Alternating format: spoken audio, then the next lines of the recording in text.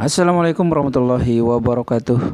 Pada video kali ini saya akan membahas tentang seputar surat edaran Kemen Pan RB nomor 97 tahun 2022. Teman-teman yang dirahmati Allah Subhanahu wa taala, jadi banyak sekali pertanyaan tentang apakah bisa guru swasta itu daftar P3K ini teman-teman ya. Jadi teman-teman harus berpikir jernih ya teman-teman ya. Karena banyak sekali orang-orang yang mengatakan bahwa guru swasta itu tidak bisa ikut P3K. Jadi silahkan teman-teman yang masih mengajar di swasta maupun di yayasan itu silahkan saja daftar, tidak perlu tunggu lama-lama lagi karena ini sudah tanggal 5. Jadi teman-teman itu harus segera untuk mendaftar.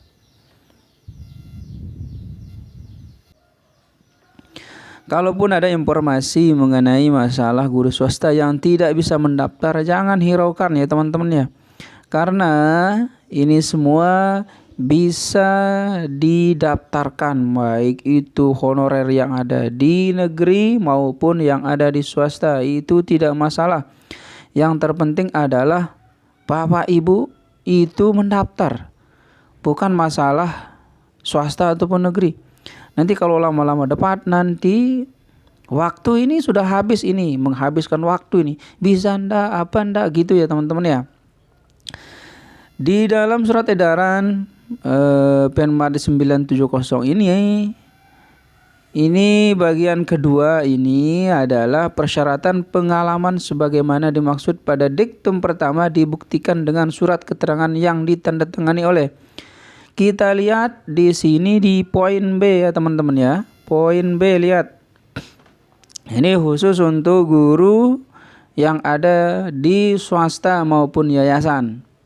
Begitu. Di bagian B paling rendah direktur yang bertanda tangan adalah kepala divisi yang membidangi sumber daya manusia bagi pelamar yang memiliki pengalaman bekerja pada perusahaan swasta ya atau lembaga swadaya non pemerintah atau yayasan. Di sini sudah jelas ini Penmadnya ini ya, keputusan Menteri Pendayagunaan Aparatur Negara dan Reformasi Birokrasi Republik Indonesia nomor 970 tahun 2022.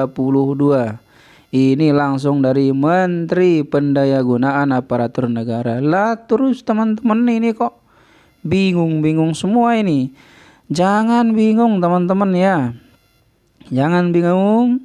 Kalau teman-teman semua yang masih bingung, yang saya di swasta, bisa enggak ya?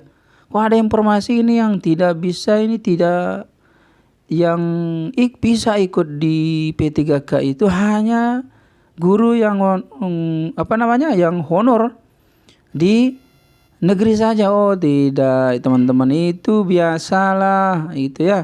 Teman-teman ini menyerah sebelum berperang namanya itu ya teman-teman ya. Jadi di poin kedua ini adalah syarat tanda tangannya adalah paling rendah direktur atau kepala divisi membidangi sumber daya manusia. Ini teman-teman harus perhatikan. Bagi siapa yang tanda tangan ke direktur atau kepala divisi ini? Bagi perusahaan swasta, lembaga swadaya non pemerintah atau yayasan teman-teman ya. Nah ini yang harus diperhatikan teman-teman, karena ini adalah harus kita lakukan sebagaimana yang diperintahkan oleh SK surat edaran ini. Kalau teman-teman masih bingung, lama bingung begitu ya teman-teman, penutupan atau penerimaan P3K ini keburu tutup dia, lama bingung. Silahkan daftar saja ya teman-teman ya. Masalah lolos seleksi itu pikirkan belakangan. Yang terpenting kita sudah mendaftar, masalah lolos atau tidaknya Kita tunggu nanti pengumuman seleksi administrasinya.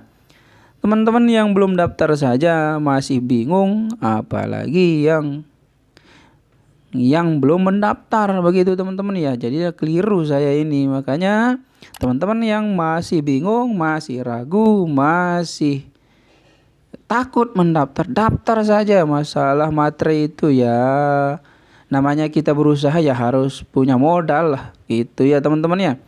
Jadi kita mau cari pasangan saja kita harus mau bermodal, apalagi ini kita mencari pekerjaan yang akan memberikan kita gaji seumur hidup kita lah, begitu teman-teman ya. Baik, mungkin hanya itu pesan dari saya, itu silahkan daftar, jangan pikirkan apa kata orang, ini daftar saja teman-teman ya. Biar kita tahu nanti lolos administrasi atau tidak, begitu. Nanti kalau kita menyerah duluan, berarti kita menyerah sebelum berperang. Terima kasih dari saya. Assalamualaikum warahmatullahi wabarakatuh. Tuh.